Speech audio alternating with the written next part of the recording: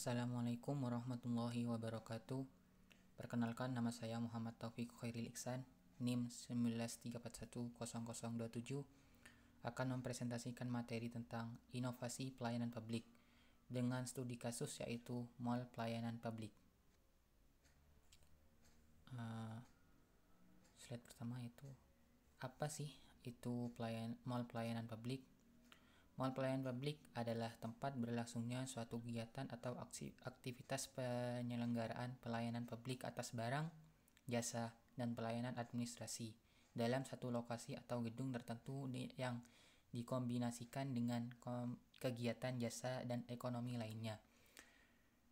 Dalam pelaksanaannya, mall pelayanan publik ini memiliki prinsip yaitu everything in one place atau segala sesuatu ada pada satu tempat dengan jenis pelayanan yang bermacam-macam, mulai dari pusat, daerah, instansi negeri ataupun swasta, disatukan dalam satu tempat yaitu yang bernama mall pelayanan. Sejarah mall pelayanan publik. Sebenarnya mall pelayanan publik ini adalah generasi ketiga dari beberapa inovasi lainnya yang telah diciptakan oleh pemerintah. Awal mulanya yaitu terinspirasi dari Service Hall PSH yang ada di Georgia dan Asan Zitmat yang ada di Azerbaijan, yang mana kedua inovasi tersebut menerapkan model direct service, layanan langsung, mobile service, layanan yang dapat dilakukan di berbagai tempat, self-service atau layanan mandiri, e-service atau electronic service yang dapat tersambung dengan internet. Nah, Indonesia atau lebih tepatnya Kemenpan RB, Kementerian Pemberdayaan Aparatur Negara dan Reformasi Birokrasi. Itu dah melakukan kerjasama MOU dengan kedua inovasi yang ada di luar negeri tersebut. Apa sih MOU? MOU adalah Memorandum of Understanding atau perjanjian legal antara dua belah pihak untuk mencapai suatu tujuan yang menguntungkan masing-masing belah pihak, yang mana kedua inovasi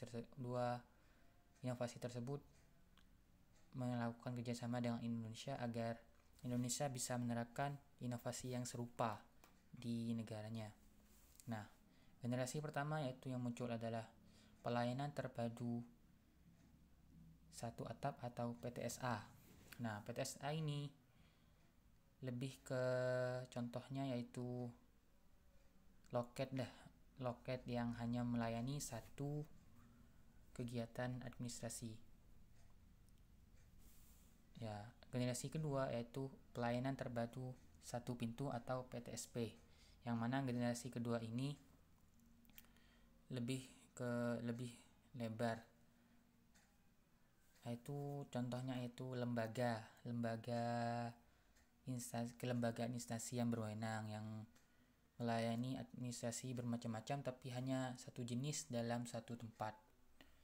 Nah, generasi ketiga akhirnya muncul mall pelayanan publik, yang mana mall pelayanan publik ini dinaungi dengan dasar hukum yaitu Permen Pan RB Republik Indonesia nomor 23 tahun 2017 tentang pelayanan mall pelayanan publik. Nah, munculnya mall pelayanan publik ini tidak serta-merta menghapus generasi sebelumnya, malah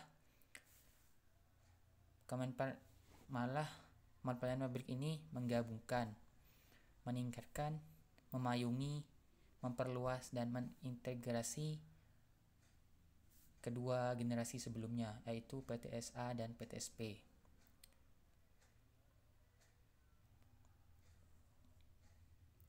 Tujuan mall pelayanan publik. Dalam Permen Pan RB nomor 23 tahun 2017 ada 5 tujuan dari terselenggaranya mall pelayanan publik. Yang pertama adalah kecepatan, kedua kemudahan, ketiga keterjangkauan, keempat keamanan, dan kelima kenyamanan. Yang pertama yaitu kecepatan. Yang dimaksud kecepatan adalah penghematan waktu bagi masyarakat dalam mengurus administrasi publik, yang mana masyarakat sudah tidak perlu lagi berpindah-pindah tempat untuk mengurus administrasi yang berbeda-beda jenis, karena sudah ada di mall pelayanan publik dalam satu tempat dan satu wilayah. Yang kedua adalah kemudahan. Kemudahan ini bisa berupa sistem data, yaitu data di mall pelayanan publik ini kan sudah data tunggal, yaitu tidak perlu membawa persyaratan banyak-banyak untuk mengurus administrasi yang berbeda, karena adanya keterpaduan data tunggal. Jadi satu instansi bisa mengirim ke instansi lainnya di mall pelayanan publik selama masih ada dalam ruang lingkup mall pelayanan publik itu. Sementara itu keterjangkauan. Keterjangkauan ini bisa kita lihat dari tempat strategis dibangunnya mall pelayanan publik. Karena mall pelayanan publik ini dalam pembangunannya juga harus ada keputusan dari pemerintah, tidak serta-merta langsung dibangun tanpa survei dan lain-lain.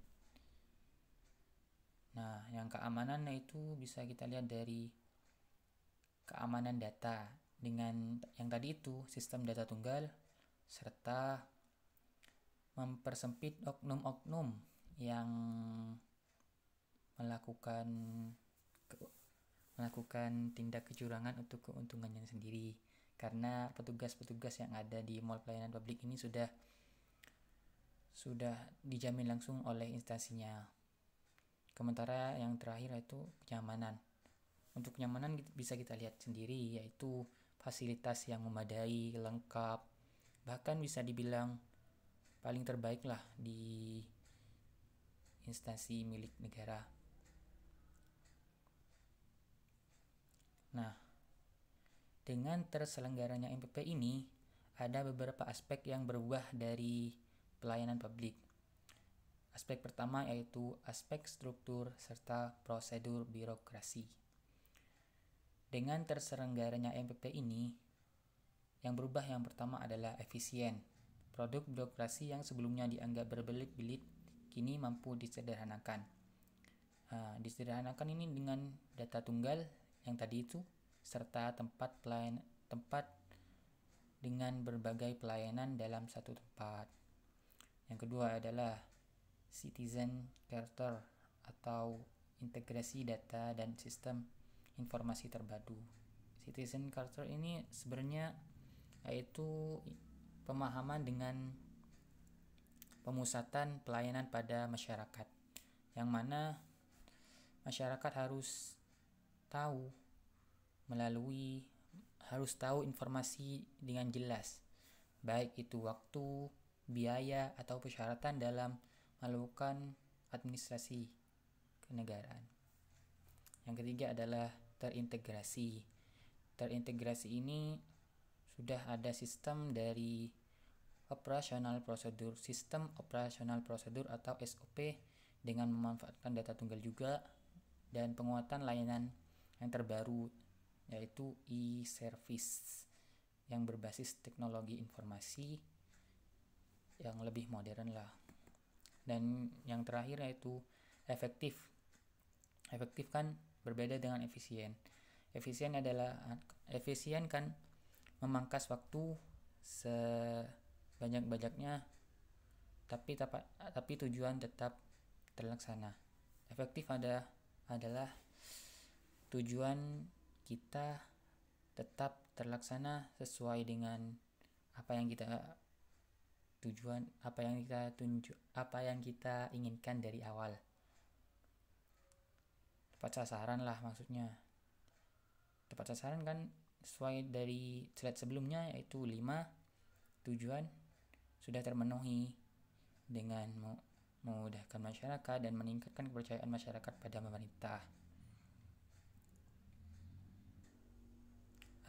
Aspek berikutnya yang berubah dengan terselenggaranya MPP adalah aspek perilaku dan sikap birokrat. Yang pertama adalah penerapan NPS atau New Public Service, yang mana New Public Service adalah reformasi administrasi dengan menempatkan masyarakat sebagai warga negara yang harus dilayani semaksimal mungkin tanpa adanya pamrih lah. Berbeda dengan yang sebelumnya, paradigma sebelumnya, yaitu NPM, New Public Management, yang mana masyarakat masih ditempatkan sebagai konsumen, yang mana kalau tidak ada biaya lah, pelayanannya akan sedikit terhambat. Perilaku dan sikap birokrat yang berubah kedua adalah kejujuran dan keadilan, mencegah adanya lahan untuk memenuhi hasrat kekuasaan, power kultur, dan kultur korupsi, kolusi, dan nepotisme KKN. Maksudnya itu dengan MPP kan sudah dijelaskan tadi, petugas-petugas yang ada MPP adalah langsung dinaungi oleh instansi-instansinya tanpa perantara. Jadi tidak ada lagi seperti kultur KKN ini, lebih minimal lah, minimalisir. Yang terakhir adalah pemerataan. Pemerataannya itu dapat melayani dari segala kalangan masyarakat sebagai wujud dari gerakan Indonesia Melayani, seperti fasilitas difabel, fasilitas seperti ruang laktasi atau yang ruang menyusui, atau tempat bermain anak-anak bagi ibu-ibu itu.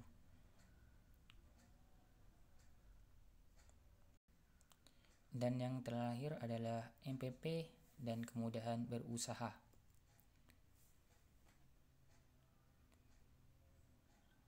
Tujuan MPP dalam pasal 2 kan meningkatkan daya saing global dalam memberikan kemudahan berusaha di Indonesia.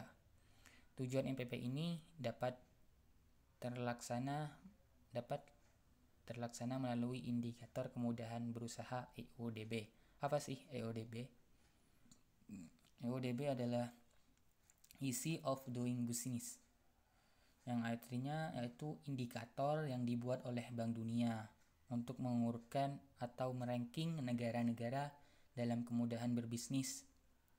Kemudahan berbisnis ini memiliki indikator, yaitu memulai usaha, perizinan terkait mendirikan bangunan, penyambungan listrik, pendaftaran properti, akses pengkreditan, perlindungan terhadap investor minoritas, pembayaran pajak, perdagangan lintas negara, penegakan kontrak, penyelesaian perkara kepailitan, dan itulah. Nah, di MPP kan sudah ada instansi-instansi yang mengurus indikator tersebut, seperti mulai usaha dari usahawannya sendiri dah. Yang kedua, perizinan terkait mendirikan bangunan ini diurus oleh DPM PTSP atau Departemen Penanaman Modal serta pelayanan terpadu satu pintu, dan juga perpajakan untuk mengurus pajak bangunan kan. Penyambungan listrik langsung ada di PLN, di MPP. Terus pendaftaran properti juga perpajakan. Akses pengkreditan ada perbankan, Bank Indonesia, perbankan baik itu swasta negeri ada di MPP, dan banyak-banyak lainnya sudah ada di MPP ini. Nah, jika semua indikator ini sudah terpenuhi, tujuan MPP pasal 2 meningkatkan daya saing global dan memberikan kemudahan berusaha di Indonesia juga akan terpenuhi kan, dan akhirnya Indonesia akan naik di ranking EODB-nya, yang mana pada 2000 kurang jelas ya. Pada 2016 masih ada di peringkat 106. Kemudian di tahun 2018 dengan terselenggaranya MPP ini naik drastis ke peringkat 72. Walaupun pada tahun 2021-2022 ini pemerintah masih menargetkan Indonesia naik ke peringkat 60. Ya, tergantung progresnya sih. Nah, dasar hukum mall pelayanan publik ini ada di yang pertama, Keputusan Menteri Pan-RB nomor 135 tahun 2017 tentang penerapan percontohan mall pelayanan publik. Yang pertama di Pemprov DKI Jakarta, yang kedua Pemkot Batam, yang ketiga Pemkot Surabaya, yang keempat Pemkot Denpasar. Yang kedua yang tadi Peraturan Menteri Pan-RB nomor 23 tahun 2017 tentang penyelenggaraan mall pelayanan publik. Dan yang terbaru Keputusan Menteri Pan-RB nomor 11 tahun 2018 tentang penerapan lokasi penyelenggaraan mall pelayanan publik yang ada di 11 lokasi, yang salah satunya ada di Kabupaten Probolinggo serta di Kota Probolinggo. Sekian presentasi dari saya. Mohon maaf apabila ada salah kata, ada salah tutur kata dari saya. Akhirul kalam. Assalamualaikum warahmatullahi wabarakatuh.